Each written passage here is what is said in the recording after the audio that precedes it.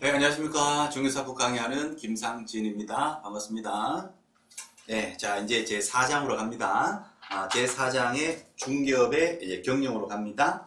우리 기본서는 102페이지 내용이고요. 중개업의 경영으로 갑니다. 자, 사무소 개설 등록을 해서 개업 공인중개사가 되셨고, 개업 공인중개사로서 부동산 중개를 업으로 할 수가 있게 되는데, 그 중개업에 필요한 또 설비, 인적, 물적 설비를 경영상 또 갖추게 됩니다. 그 내용이 이제 4장의 내용입니다. 그래서 경영과 관련해서 개업 공인중개사 사장님 계시고, 그 다음에 고용인 직원을 둘 수가 있겠고요. 그 다음에 중개 사무소 있어야 되고, 또 중개에 사용할 인장, 도장도 등록을 하는 거고, 경영상 휴폐업도 할 수도 있겠지요. 이렇게 5개 내용인데, 뭐 시험 문제는 기본적으로 한 문제씩 딱딱딱 출제가 되어 줍니다. 개공, 고용인, 사무소, 그 다음에 인장, 휴폐업, 거기에다가 요 사무소 내용이 조금 양이 조금 있거든요. 그래서 사무소에서 보통 2문제 정도 그렇게 출제가 됩니다. 자, 보실게요. 제 4장. 중개업의 경영입니다. 자, 개공부터 나오죠. 그죠? 개업 공인중개사. 종류가 3종류가 있습니다. 법인인 개공, 법인 사업자, 공인중개사인 개공, 자격증이 있는 개인 사업자, 자, 또 한 명이 부칙 개공, 복덕방 중개인 할아버지.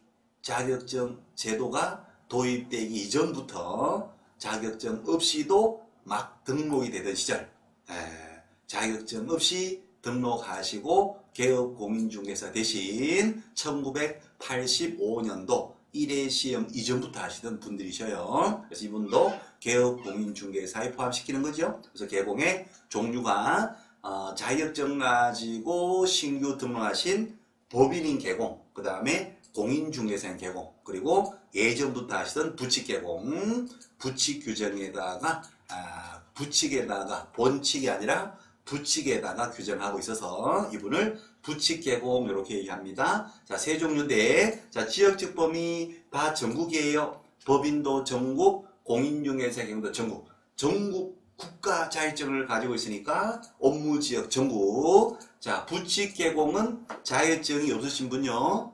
자격증 없으신 분은 전국이 아니라 사무소가 소재하는 특광도, 특별시, 광시도 안에 있는 것만 중개하는 것이 원칙이고, 다만 이분도 거래 정보망에 가입을 했을 때 정보망에 공개된 물건은 특광도 밖에 있는 물건도 중개할 수 있다는 거. 자, 겸업 범위 시험에 해마다 반드시 나오죠. 법인 사업자는 자본력과 규모력이 있기 때문에 업무 범위를 딱 제한합니다. 14조에 딱 나와 있는 7가지 중, 관, 상, 기, 분, 경경 7가지 제한을 받는 것이고, 개인 사업자들은 겸업, 부업에 대한 제한이 원칙적으로 없는 거예요.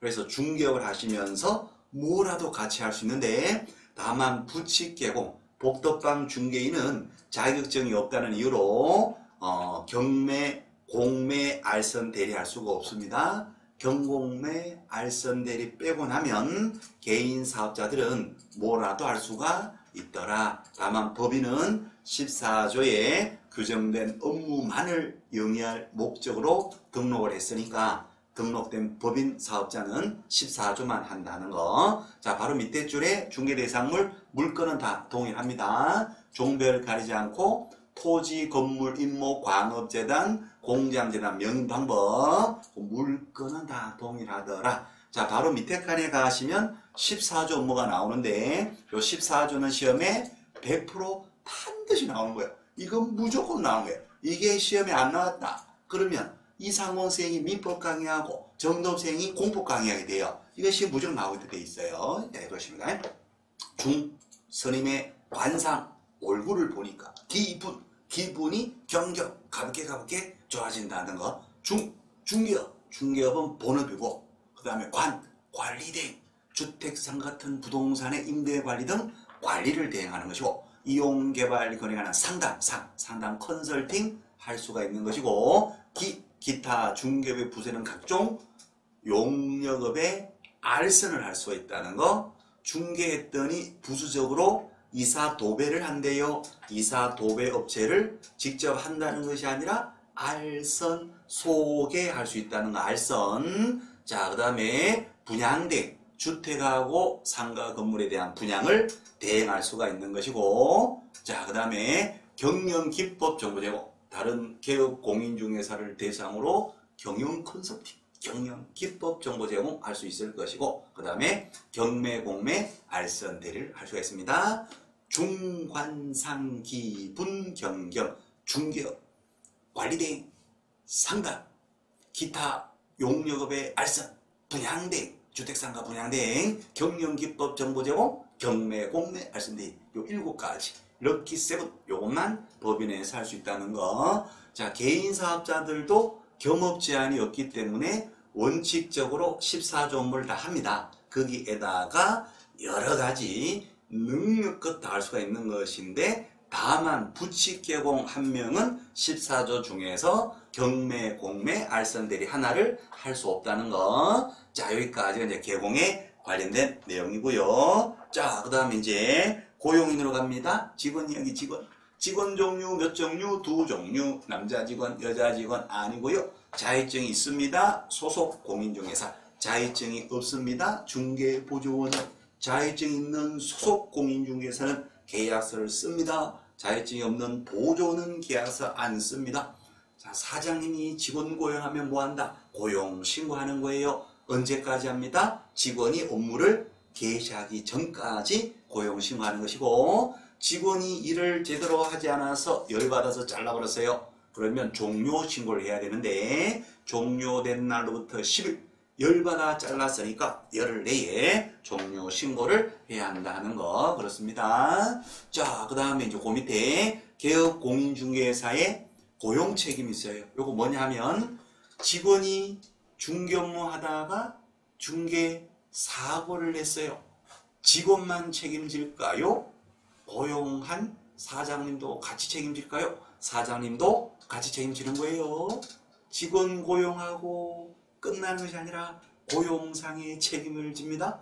직원에 대한 관리 감독을 잘해야 되는데, 직원을 관리 감독 제대로 하지 않았다 하게 되면 그때는 직원이 사고 쳤을 때 사장님도 같이 책임을 져야 됩니다. 민사상에 직원 때문에 돈도 같이 의뢰인에게 무르지 되고, 직원 때문에 사장님이 등록이 취소되거나 업무 정지 받을 수 있고, 직원 때문에 사장님이 50조 양벌 규정에 따라서 해당되는 벌금 처벌될 수도 있는 거예요.